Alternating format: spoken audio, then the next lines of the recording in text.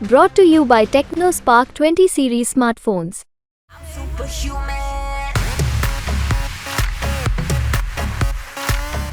निश्चित ही सामने की तरफ से ये बात आई कि आने वाले समय में अगर मेरे नाम को लेकर चर्चा चले। आज के समय में समाजवादी पार्टी के घोषित प्रत्याशी आदरणीय शिवपाल सिंह यादव जी हमारे पिताजी हैं। टिकट आज भी हमारे नेता ने आदरणीय शिवपाल सिंह यादव जी को दिया है, तो निश्चित ही वही चुनाव की है। आने वाले समय में पार्टी का जो भी निर्णय रहेगा वो देखा जाएगा। लोकसभा चुनाव जैसे जैसे नजदीक आ रहा है वैसे वैसे राजनीति के नए पैंतरे देखने को मिल रहे हैं। आज बदायूं में योगी आदित्यनाथ प्रबुद्ध वर्ग सम्मेलन को संबोधित करने आए थे, लेकिन मंच से बदायूं की सांसद महोदया संघमित्रा मौर्य अचानक रो पड़ी। संघमित्रा मौर्य के जैसे जैसे आंसू निकले वैसे वैसे यहाँ की राजनीति में कई तरीके की चर्चाएं शुरू होने लगी। योगी आदित्यनाथ इस चर्चा के साथ एक चीज और कह गए कि पहले सपा ने अपना एक प्रत्याशी बदल दिया, लेकिन जैसे ही हमने अपना प्रत्याशी दिया, सपा के कैंडिडेट फिर से मैदान छोड़ने को यहाँ से जाने वाले हैं। तो इन सब बातों के बीच में हमारे साथ अभी मौजूद है इन सारी चर्चाओं पर बात करने के लिए आदित्य यादव, जिनका नाम बदायूं से चल रहा है। बदायूं में सपा के जो भी कार्यकर्ता सम्मेलन हो रहे हैं उनमें आदित्य यादव के नाम की चर्चा की जा रही है। आदित्य जी, सबसे पहले आपके नाम की चर्चा पे आप क्या कहेंगे? बदायूं के कार्यकर्ता सम्मेलन हो या गुन्नौर का हो, मंच से बात शिवपाल यादव जी की ना होके आपकी बात ज्यादा हो रही है। पहले तो मैं यूपी तक के सभी दर्शकों का स्वागत और धन्यवाद देता हूं आपका। जो आपने सवाल किया, निश्चित ही आज भी हमारा तीसरा दिन था कार्यकर्ता सम्मेलन का, और कार्यकर्ता सम्मेलन में एक जितने भी हमारे बूथ प्रभारी, सेक्टर प्रभारी, जोनल प्रभारी, उनकी हम लोगों ने बैठक रखी थी। वहां पे निश्चित ही सामने की तरफ से ये बात आई कि आने वाले समय में अगर मेरे नाम को लेकर चर्चा चलने लगी। लेकिन देखिए, हम समाजवादी पार्टी का निर्णय और राष्ट्रीय अध्यक्ष जी का निर्णय सर्वोपरि होता है, और मैं यही कह सकता हूं कि आज के समय में समाजवादी पार्टी के घोषित प्रत्याशी आदरणीय शिवपाल सिंह यादव जी हमारे पिताजी हैं, और ये भी तय है कि आने वाले समय में मैं लगातार आज भी प्रचार उन्हीं के लिए कर रहा हूँ। तो टिकट आज भी हमारे नेता ने आदरणीय शिवपाल सिंह यादव जी को दिया है, तो निश्चित ही वही चुनाव भी है। आने वाले समय में पार्टी का जो भी निर्णय रहेगा वो देखा जाएगा। लेकिन आपको ये कह दूं कि चाहे टिकट मिले या ना मिले, आदित्य यादव बदायूं में प्रचार कर रहे हैं और करते रहेंगे।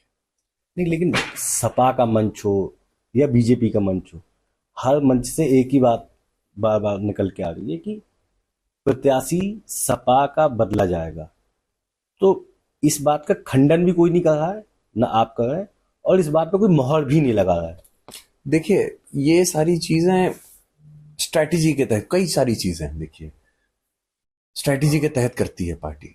तो मैं चाहता हूं कि कुछ चीजें हम लोग पार्टी के ऊपर ही छोड़ दें। स्ट्रैटेजी पार्टी की हो सकती है, बड़े नेताओं की, शीर्ष नेतृत्व की हो सकती है।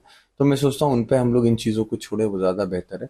समय के साथ चीजें जब आगे सामने आएंगी तो मैं समझता हूँ वो जनता के बीच ज्यादा आराम से हम लोग जा सकते हैं। मतलब आदित्य यादव अभी खंडन नहीं कर रहे हैं?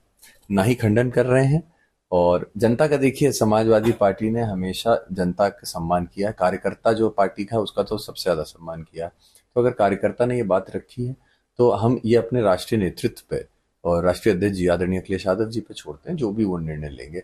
मैंने जैसा आपको पहले कहा, मैंने अपने भाषण में भी ये बात कही थी, बदायूं से बहुत पुराना रिश्ता समाजवादी पार्टी का रहा है, नेताजी से लेकर आदरणीय धर्मेंद्र यादव जी तक। 3 पीढ़ी कह सकते हैं इस बदायूं की सेवा करने का मौका 3 पीढ़ियों को मिल रहा है। तो मैं यही कहूंगा कि ये हमारे लिए बहुत बड़ी बात है, और आने वाले समय में जो भी निर्णय रहेगा, चाहे आदरणीय शिवपाल सिंह यादव जी लड़े, चाहे बड़े भाई आदरणीय धर्मेंद्र यादव जी लड़े, या आदित्य यादव लड़ेगा समाजवादी पार्टी ही, और जीतेगी भी समाजवादी पार्टी। आपकी बातचीत से भी फिर से एक बात और निकल के आ रही है, जैसा आपने मंच पे भी कहा कि धर्मेंद्र यादव जी लड़ या शिवपाल जी, मतलब अभी भी कहीं ना कहीं आप इन सारी जो बाजार राजनीतिक चर्चाएं उनमें अभी भी आप पूरी गर्माहट रखे हुए हैं कि नहीं ऐसा हो सकता है। दूसरा, बीजेपी ये कहती है कि समाजवादियों का यहाँ से कोई वास्ता नहीं, सैफई का वास्ता है यहाँ से। देखिए, समाजवादियों का वास्ता हमेशा से रहा है। और जहां तक पहले सवाल आपने जो पूछा उसकी मैं आपको स्पष्ट कर दूं कि पार्टी ने आदरणीय शिवपाल सिंह यादव जी को प्रत्याशी बनाया है। आदरणीय धर्मेंद्र यादव जी हमारे बड़े भाई इस समय चुनाव लड़ रहे हैं, और वो चुनाव लड़ रहे हैं आजमगढ़ से। वो कल प्रचार में भी जाएंगे। तो इन चीजों पे मैं समझता हूं अब हम लोगों को आगे बढ़ना चाहिए। आदरणीय शिवपाल सिंह यादव जी के प्रचार में हम लोग लगे, बाकी जो भी चीजें आगे होंगी उनको हम लोग देखा जाएगा, और पार्टी जैसा निर्णय लेगी हम लोग चुनाव में उतरेंगे। अच्छा, संघमित्रा मौर्य के आज मंच से आंसू निकल गए, क्या लगता है? दुखी हैं, परेशान हैं, या आप लोग से बातचीत चल रही है?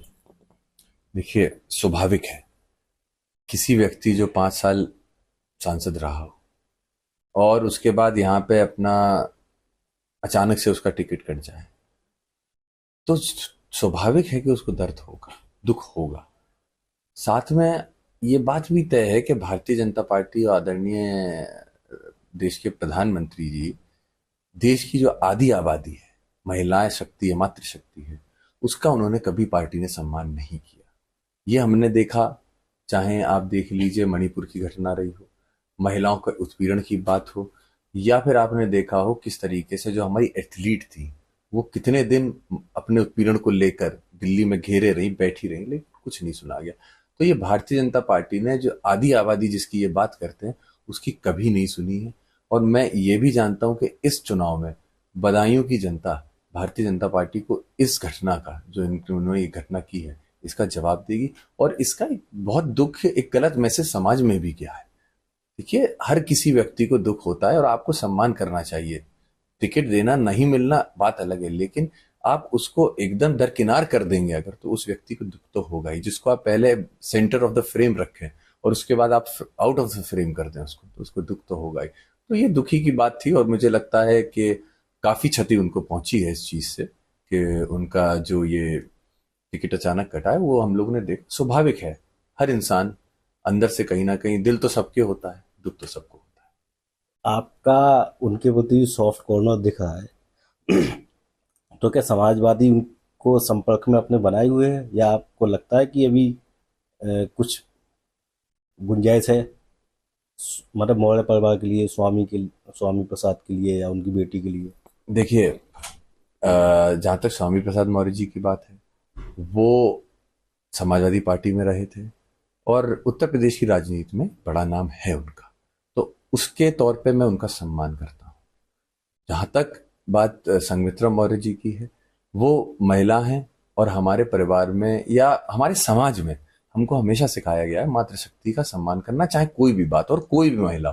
तो मैं उनका सम्मान करता हूं। पहले भी मैंने कभी टिप्पणी नहीं की उनके ऊपर, मैं आज भी टिप्पणी नहीं करता उनके ऊपर, लेकिन हाँ, ये मैं जरूर कहूंगा कि जिस तरीके से भारतीय जनता पार्टी ने टिकट बदला, और जिस तरीके से मैंने जो कहा कि फ्रेम के बाहर कर दिया है संघमित्रा जी, इसका जो खामियाजा है भारतीय जनता पार्टी को 2024 के इस बदायूं लोकसभा चुनाव में भुगतना पड़ेगा। जनता मन बना के बैठी है, और इस घटना से मैं समझता हूं और ज्यादा मन खुल के अब समाजवादी पार्टी के साथ लोग आने वाले हैं। लेकिन आज से बिल्कुल 10 दिन पहले, 22 तारीख को, आप तो उनके खिलाफ लीगल नोटिस की तैयारी कर रहे थे। वो लीगल नोटिस की प्रक्रिया कहाँ तक पहुंची है? उनके पास नोटिस गया है, लीगल नोटिस आदरणीय शिवपाल सिंह यादव जी की तरफ से गया था, क्योंकि उन्होंने कोई कमेंट किया था। व्यक्तिगत तौर पे हमने उसके बाद कोई जवाब ऐसा नहीं दिया कि उनको हमने कटाक्ष किया हो या कुछ किया हो, बट ये हमारा अधिकार है कि अगर हमारे ऊपर कोई गलत टिप्पणी की जाती है तो हम उसके खिलाफ उसमें कुछ बोलेंगे।